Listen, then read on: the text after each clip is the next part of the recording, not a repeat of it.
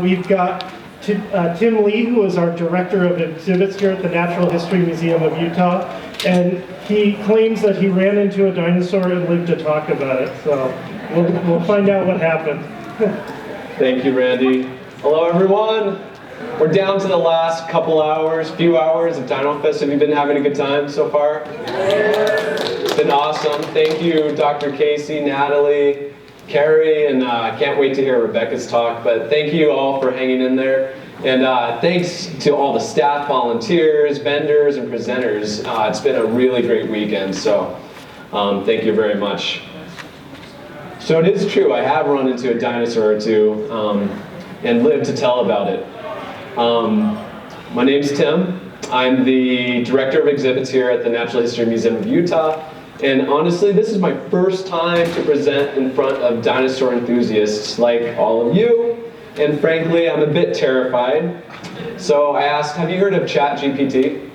Yeah, so I asked that to write my speech today, so hopefully nothing. No, just kidding. Just kidding. But I'm pretty sure all of you are better experts than I am about dinosaurs. I get to work with an amazing team to tell their stories about dinosaurs' discoveries and science. And that's what I love the most. And when Dr. Randy asked me to present, I say yes. But you know what? I am an expert of some sorts. I have actually worked here 20 years. And I've had the pleasure to work on 37 special exhibits. Right now we feature Angkor. And after Angkor, we get wildlife rescue that features live animals and conservation efforts around the world. And after that, Becoming Jane. Have any of you heard of Dr. Jane Goodall? That one's going to be awesome. And then following that is orcas. So that's part of the reason why I love my job so much. It's like time travel. It's like traveling anywhere around the world and learning about cool things and science and cultures. I've also worked on dozens of exhibits that have updated, augmented, and changed our permanent galleries. So I don't even like to use the word permanent. They're more like long-term exhibits or evolving exhibits because the science constantly changes, and that gives us the opportunity to communicate all the science and all these amazing discoveries, some of which you've heard about today. I've been here so long, 20 years, that I actually like to say that I'm a permanent part of the collection. So I love paleo collections. Carrie just highlighted a bunch of her favorites, a bunch of my favorites. But I like fluid collections too. That's 99% alcohol in there. That's crazy. That's not how I hope to go out though. So today I'm going to talk about what it takes to make a dinosaur exhibition. How diverse teams bring fossils to life and turn bones to beasts. I'll use 3 examples to walk you through the process and all the roles, because I guarantee you that even if you don't think that you could participate in science or this amazing journey of discovery, I bet you can, and I bet you might. So I hope you discover what it really takes to make a dream team to really illuminate all the amazing dinosaur discoveries that we're making here with Randy, Carrie, and the others. And hopefully you'll find your role too. But first, before I get into that, I want you all to step back in time and think about the first time that you saw a dinosaur. Do you remember where it was? How old you were? Do you know who you were with? And how did it make you feel? And a big question, what did you do afterward? You may have seen your first dinosaur watching TV or maybe going to the movies. You may have run into a dinosaur at a museum like this one. Or maybe you saw one at a gas station. Recognize Sinclair? There's a good chance that you were probably dressed in a onesie that had a dinosaur on it. Maybe that little baby has a dinosaur onesie on? No, not today. All right. Maybe you were gifted a toy or a book before you were 5 years old. The point is, dinosaurs are ubiquitous, and many of us are exposed to them at some point in our lives. And for some folks, that first encounter is that spark that becomes a lifelong passion and if you're lucky enough, a career. Like these folks. And they're the amazing team here at Natural History Museum of Utah that really fuel what we do with exhibits. We communicate science and we present experiences that reveal the research, the discovery, the challenges that we face today. So when I was 4, I had my first encounter with a dinosaur. You can see that it's very different from what we visualize dinosaurs to look like now. And that's part of my fascination with paleontology is it really has evolved and changed over the years as technology has improved, as our science has improved, as we've started to communicate and really build these diverse teams to help inform what paleontology does as a field. My family had recently moved to Utah and dinosaurs were roaming all around me. They were at the museum, they were at state parks, and I remember just being in awe of their size and their presence. I visited the Natural History Museum of Utah quite a bit when I was growing up, and it used to be on the University of Utah's main campus at the George Thomas Building. It was the original library of the University of Utah, so it was not suited for our amazing 1.6 million artifact collection. But looking back, I really didn't see the opportunity that was right before my eyes. I didn't see the evolving story. Though through the years, I developed love for art and science and always sought that intersection between the two, I didn't see what my role could be. But to communicate science and research in the form of exhibitions, it takes a lot of people who have diverse backgrounds and a lot of different skills and expertise.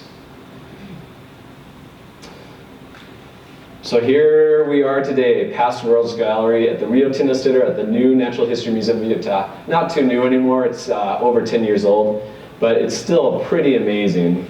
And I was part of the team that helped build this. So more than 11 years ago, I was part of a huge team to develop and design the galleries for this amazing facility. During that long and intense process, I was reminded how collaborative science really is. And to communicate science and research in the form of exhibitions, it really does take a lot of people. I'm just going to run through some roles, and some of them might be surprising. You expect paleontologists to be there, obviously. They're a big part of it. So right here, content experts. That's like Randy and Carrie, Casey, that really make the discoveries and start to dissect the science. We have volunteers that help find and excavate and prepare fossils for display, and that's a years and years process. Now we're getting into new territory. This might be like new vocabulary for some of you. Exhibit developers and writers. So, as amazing it is to make the discovery and to publish a paper about a new species of dinosaur that was discovered in southern Utah, you actually have to distill that science into different experiences that make it more accessible to visitors that come to our museum. So the content developer and the writers are the ones that really look at the opportunities to say, okay, what's that one thing that we want guests to walk away with? What's going to be surprising and immersive and engaging? What are they going to tell their friends about? What's going to spark their curiosity so that they'll remember that they can play a role in science and might have the opportunity to do so? It takes designers like me in my prior career to create immersive and surprising hands-on experiences. So we really want to make sure that science is accessible for a diversity of visitors to the museum. It can't all be about just reading panels on the wall. It has to be fun and hands-on, immersive, interactive. We hire illustrators and artists, and this to me is that perfect example of science and art, and that intersection is to really visualize what dinosaurs look like and what their environments look like. You need to rely on illustrators and artists to really provide that context. Mount makers are the ones that take that amazing collection of objects that Carrie just highlighted and figure out the best way to display it. And that is an art form because you are dealing with and holding this priceless object from millions of years ago. And not only is your job to make it look beautiful, but you're also trying to preserve it and protect it.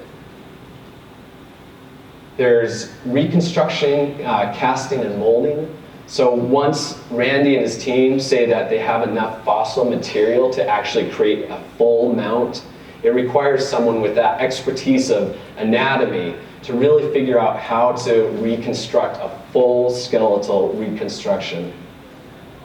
Architects and engineers, like the ones that helped build this amazing building, to figure out how the space will interact with the guests and the guests will interact with the space. Construction workers and exhibit fabricators. And of course, there's money involved with all of this, so we need a lot of museum supporters and science supporters, like all of you.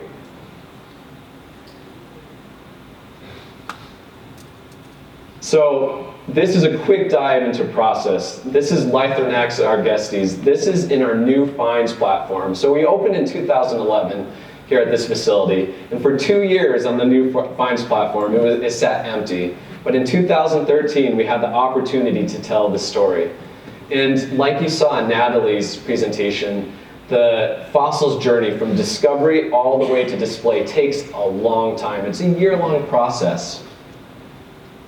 So right here we have the team that discovered Lithonax agestes, and this is them digging it out from the field. From that point, that's just the tip of the iceberg of all the work that has to be done, all the fossil preparation that has to be done. It took quite some time to get to that point where we hired someone named Rob Gaston out of Colorado to create the reconstruction of Lithonax, and this is it. But once that was done, and once the scientific paper had been published, and Randy was, and his team, Mark Lowen and others, were ready to name it, then that was our chance as an exhibits department to say, all right, we're ready to create this exhibit. That's where we started to look at the new finds platform in the space and plan for the dynamic display of this amazing reconstruction. So here's our new finds platform right here in Past Worlds. This is what sat empty for 2 years. One of the first things that we had to do was figure out how we were going to display Lithonax. And that's really cool because you can see in Past Worlds that all the dinosaurs are mounted in ways that are very dynamic. Though they're not fleshed out, they really are presented in forms that show the movement and the vitality of the species. So we, were constrained by the actual space. You can see there's a wall here. But we also wanted to add that vitality and that dynamism. So we had Lithonax sort of curve around like this, which I thought was really cool. And then we hired an artist to actually create an amazing fleshed out sculpture of the skull, and we planned to place it on the platform right here. We had an illustrated mural behind the reconstruction of the skeletal mount. And then in this acrylic vitrine, we plan to show some of the fossil material that was found from the site. So here you can see the end result of the model of Lithonax. This was done by Gary Staub, and he is a world-renowned model maker who can really add that flesh and that vitality to dinosaurs. Right here is Rob Gaston. All our mounts come in pieces, so he traveled from Colorado in a truck with all these pieces and had to reassemble them as we had drawn up on the floor plan. Here's an illustration to provide that context, and some skeletal elevations. And then I want to highlight the team of mount makers that meticulously created the mount for this dinosaur. And what makes this special, and this is something that I think the Natural History Museum of Utah does that no other museum does, is we like to use a cast of the material that we have real fossil material for, and then cut out some of it to reveal and embed the real fossil material. So you can sort of see the difference. Right here is a real fossil that was discovered, here in the lower jaw as well. And the darker material is the cast material. So we like to put it in context so you can really see the difference.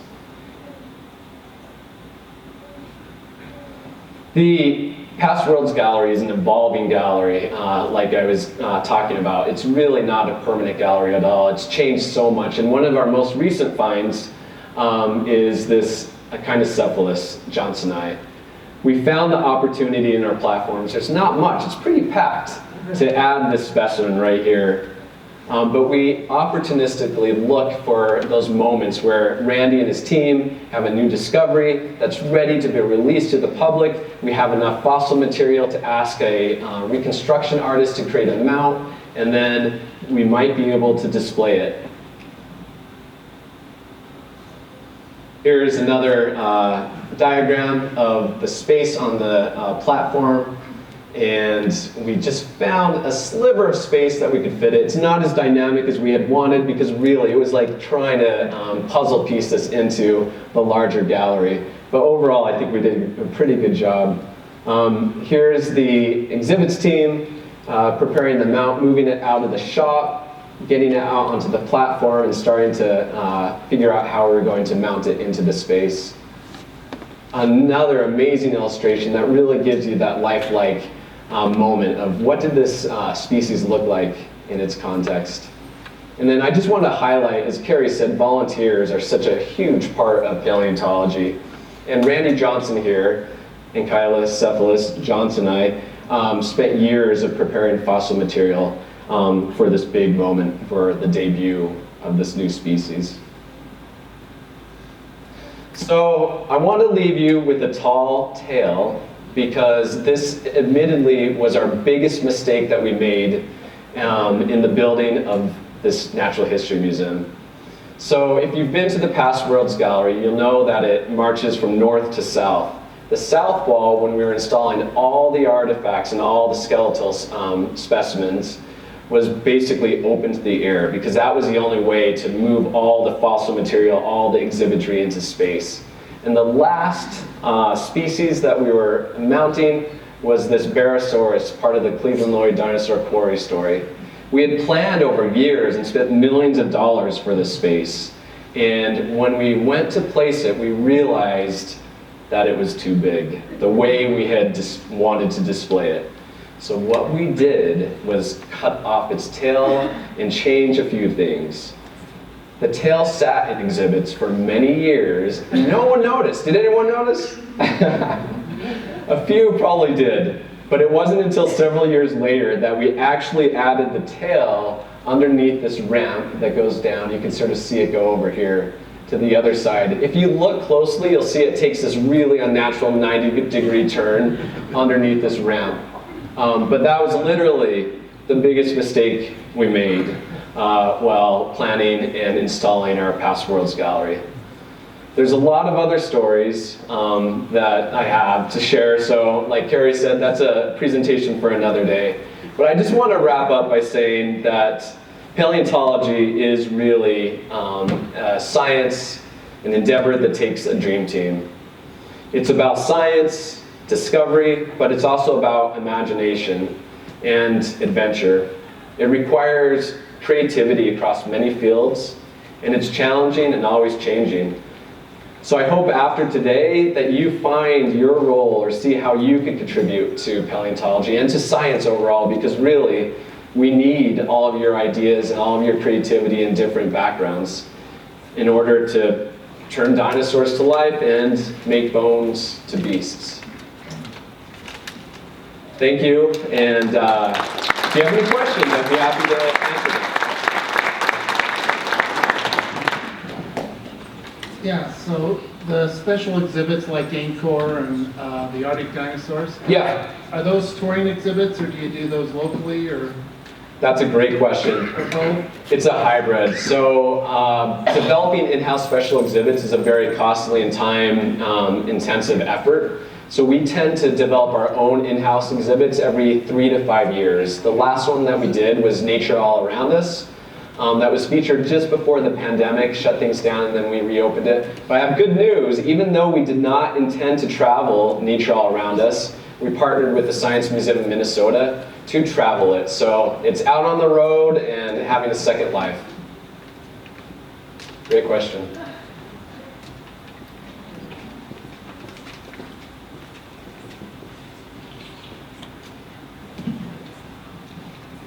really enjoy the display you have downstairs of the skeletons of the fossils. When you guys design the steel members that go and hold those up in the best natural position, I think you want your designer, is that an iterative process, and you do several prototypes before you get to the end? Yeah, great question. It's a bunch of consultation with Randy, Carrie, the other paleontologists that we have on staff, because our first and foremost goal is to protect the artifacts, the objects. And then secondly to that, we want to display them in a way that best illustrates the story. So it is an iterative process. We do go back and forth with this team. I will say that one of my favorite mounts in past worlds is Gripposaurus monumentensis. You'll notice that the way it's mounted is very unique. And most of the fossil material on that mount is from our collections. So if we had a researcher come in and say, I want to look at that vertebrae, I want to look at that femur, we can actually release it from the mounts and take it off display. So that's very unusual. Most of the mounts that we have out on display that are not in cases are actually casts. But yeah, it is very iterative. One really interesting thing is, we live in earthquake country, but we know Los Angeles is really an earthquake country. They have mount makers that test their mounts on earthquake simulators. And we did not go through that. We just trusted our instincts that we were going to build great mounts. And after our earthquake that we experienced in 2020, I'm happy to say that we didn't have one object fall out of the mount.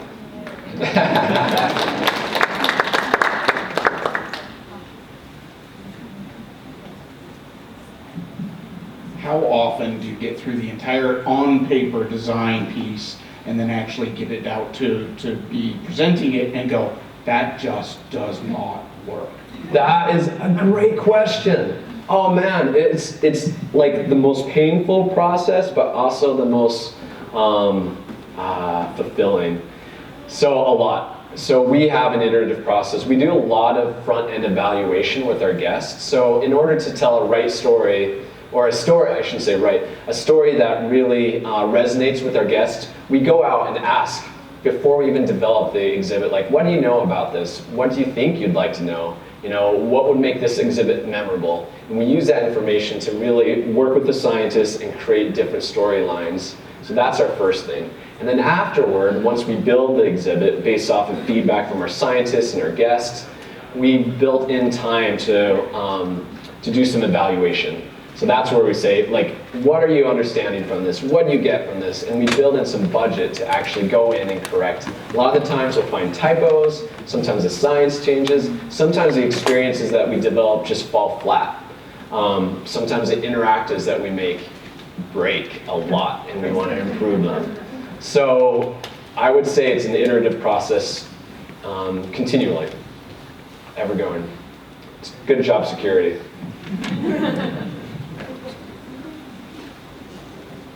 One more question. Thank you.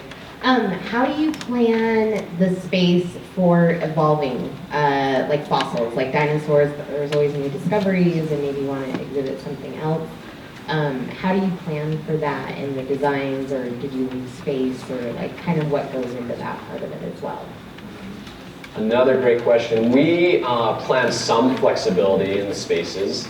Some of the platforms on which the skeletal mounts reside, there's some room, there's some space for some growth, and we have populated with a Utah ceratops and a kind of cephalus on those spaces. And then we have the new finds platform. But I would say overall, the space is pretty limited, and we've been open 10 years, and we will have this opportunity at some point to say we want to reimagine what this space looks like. And that point will come when the science changes so much, when we have so many new discoveries and stories to tell that we'll have to really start from scratch. How do you deal with vandalism and guests getting into the exhibits? A lot of sneeze guards. No, that was interesting. So one of the foundations for the original design to this is to really make our objects accessible. So you'll see in Life Gallery, the dioramas aren't behind glass. There's a reading rail. And in fact, sometimes we find school groups in the dioramas. Like they're running around, touching the hummingbird, picking some flowers, running up the rocks. And as much as I'm like, oh my goodness, why are you doing that? I'm like, this is awesome. These kids need nature and they love it. And we've recreated an experience where they just want to be out in it. But it does happen from time to time, and we assess whether or not it's something that we can maintain occasionally. If it breaks, once a year, that's okay. Because the visitor experience without that glass is a lot better than with it. But sometimes when there is vandalism, we do have to put up either no-touch signs, which I really hate to do, or some plexiglass or glass to separate the guests from the object. Is it you who designs the localization of the traveling exhibits, or? It's me, and How much then... work is involved in that to get them displayed in the space? Oh, great question. So it's like a jigsaw puzzle. If you can imagine moving into a new house, taking all your furniture and figuring out how to, arrange it in your new house, and imagine the functionality of your day-to-day life. Like, am I going to take this path? Is this going to be in the right spot? It's similar to that in that we have all these pieces that come with the special exhibit, and then it's our job to arrange it within our special exhibit gallery, which I will say poses a lot of challenges because we have the entrance and exit on the same side of the gallery. A lot of special exhibit galleries, you enter one side and exit the other. So for linear experiences, that exit one side or enter one side, exit the other is really helpful. We have to create a U-turn, so it's always a challenge. We have to change it enough, but also make sure that we keep the story intact when we arrange all the different components.